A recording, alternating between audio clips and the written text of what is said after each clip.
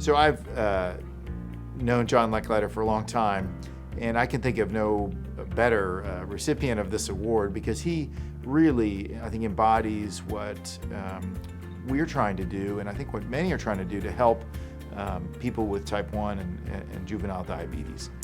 Yeah, so John really did put a focus on diabetes research at Lilly, and he did it in a very personable way. One of the most significant things I believe I was able to accomplish as CEO was to establish a diabetes business unit with a clear line of sight to the patient and clear accountability for delivering products and innovating for the patient. He recognized that diabetes was a core strength of Lilly. And Lilly has been in the diabetes business since 1923 when they first produced the first commercially available insulin. And when I came in '97, they were still primarily considered an insulin company. But John's vision was to expand beyond just insulin and look at total diabetes treatment. Lilly's position in the field of diabetes, I felt from years before I became CEO, was slipping and eroding, and I was determined as CEO to change that and to make it clear that we were not going to take a second position. We were going to continue to be leaders. I think what John provided beyond just the business and the business perspective, the productivity, the financial investment, was really his passion to really be bold, to look for solutions for people with diabetes. My awareness of diabetes came at a pretty early age because my maternal grandfather, my mother's father, who I was particularly close to, had diabetes for as far back as I can remember. And I remember him taking insulin. It was probably the first time I saw the red lily was when he pulled the vial of insulin out of the refrigerator. So it was something he had to live with. I remember my mother being particularly concerned about each of us and whether we were going to develop diabetes. I didn't make the connection at the time why she was so concerned, but of course, looking at her father and his situation, I guess she had some cause to be concerned. Really, I learned about diabetes mostly through John's family. It's the type of disease that you would not wish on anyone. It's life-changing.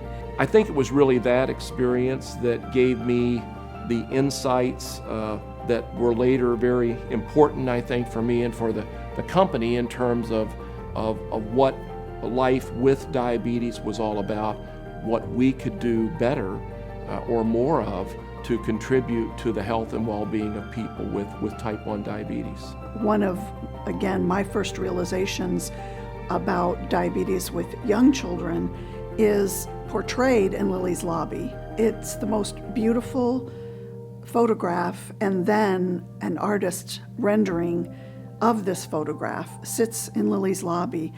And the photograph depicts a mother holding her child who is completely emaciated. In the next frame, after insulin, this child is pudgy and you can tell a much different life. And I had never experienced anything like that until I saw, even personally, but when I saw that photograph, it just came home and I just thought, oh my goodness. So growing up with diabetes, I was in 7th grade, I was 13, teenager, a girl. So, it was awkward because I had to carry around, my equipment, and I didn't know anybody else who had diabetes. Nobody in my school had it. None of my relatives and my friends had it. So I just had to do the best I could do and explain to people, why I'm giving this shot and why I'm pricking my finger. When I first found out I was diabetic, I was just angry. I was angry. I didn't think it was fair. Why me? Why me? And this disease is never going to leave. It's always going to be here. I thought, I'm going to get married. I'm going to be able to have kids, and I'm not going to let diabetes be the winner. I'm going to beat diabetes. And so I have 2 sons, married to a wonderful husband. Of course, there have been days in my life where I'm like, man, this is tough, and it's never a perfect science. JDRF is out there for a cure. They're not out there for just the advancements in medicine and the CGM and the pump. They're out there for a cure. When I was approached and asked if I would be willing to accept this award and this recognition, I said yes immediately, because I knew the impact that JDRF has had for people with type 1 diabetes, for their families, and I frankly respect and admire so much that the money raised here is going to research, and I think that is fundamentally what we have to do. The importance of an organization like JDRF is that it promotes education and research, and which are so valuable, again, for changing lives and to bringing, people back to square one, to allow them to live a normal life. Since I became actively involved in JDRF about 6 years ago, I realized that JDRF is something special. They are on the cutting edge of research with the focus of curing and preventing and treating type 1 diabetes. That's part of our mission as well.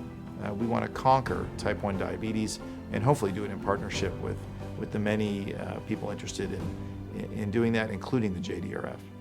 Even with all the advancements that JDRF has helped with, there still is no cure. And they're out there for a cure. And with the 40,000 kids and young adults who are being diagnosed every year, it's just hope. It's hope for our future, that we won't have to give ourselves shots every day, that we won't have to manage our blood sugars when we're sick.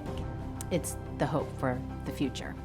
Well, I think a cure would be staggering. I mean, I think it would be headlines, it would be medical news of the century if we could achieve that. For me personally, I think it would complete the circle in a way. Eli Lilly and Company that I worked for 37 years and care so much about was really born from, in the modern company at least, born from the engagement that brought insulin to so many people in the 1920s. I would love to see that circle closed. I would love to be able to say that we had a role in bringing a treatment for the disease, but we also were able to see the end of the disease.